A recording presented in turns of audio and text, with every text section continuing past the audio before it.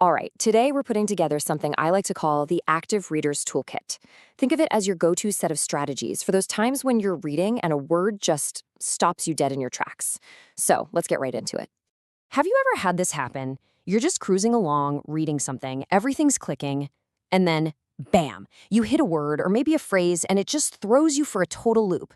It honestly feels like you've run smack into a brick wall, right? And man, is it frustrating. Okay, so check this out. Imagine you're reading about this character, Felicia. It's snowing, things are moving along, and then you see this. December weather. What in the world is that? It just completely breaks your concentration and makes you wonder if you're even getting the story. Yeah, that's what we call the reading wall. And when you hit it, it is so easy to just feel like, ugh, what's the point? You might even think, why couldn't the author just use simpler words? But I promise you there's a way to get right through that wall. So what's the deal? Why do authors use these complicated words? Well, it's usually not to make your life harder. Believe it or not, a rich and varied vocabulary actually has a super important job to do. Just look at the difference here. Sure, an author could say, Felicia felt cold. That gets the job done. But using richer language lets them paint this incredibly vivid picture, you know? It expresses really complex thoughts and feelings.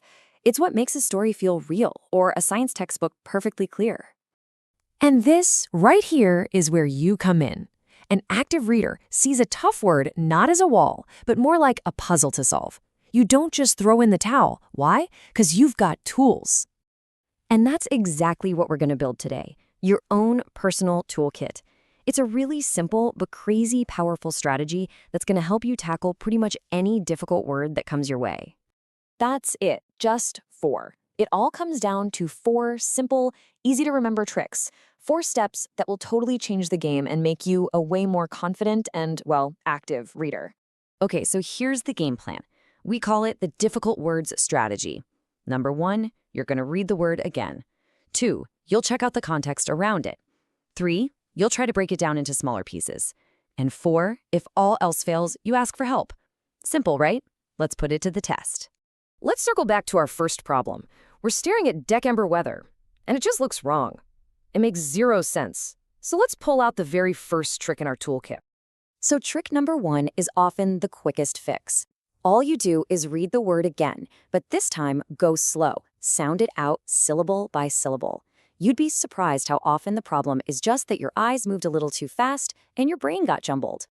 So let's try it. December. Wait a second. December. Weather. Oh, December weather. And just like that, the wall is gone. It was just a simple little reading mistake. So for real, always try this trick first. It might be all you need. Okay, but what if it's not a spelling mix-up? Let's look at another example. The story says, perhaps it will be a white Christmas after all. Now, what exactly does white Christmas mean? Time to pull out trick number 2. For trick number 2, you put on your detective hat. Reread that whole section, not just the single phrase.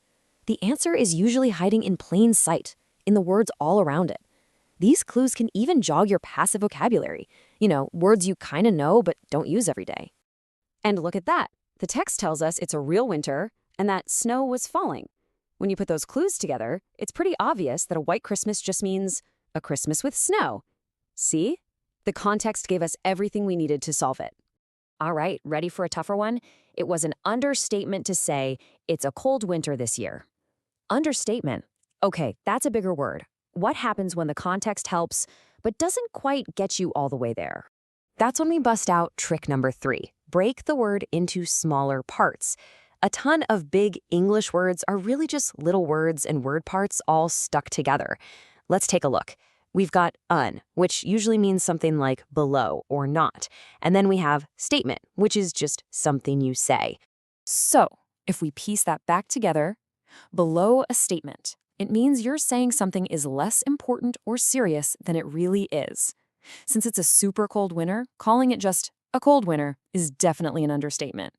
By breaking the word down, we cracked the code.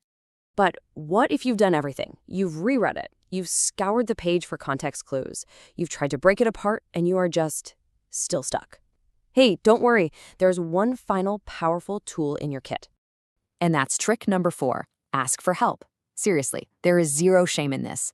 Ask a teacher, a parent, a friend, an expert you trust. Or, hey, that's what dictionaries are for, right?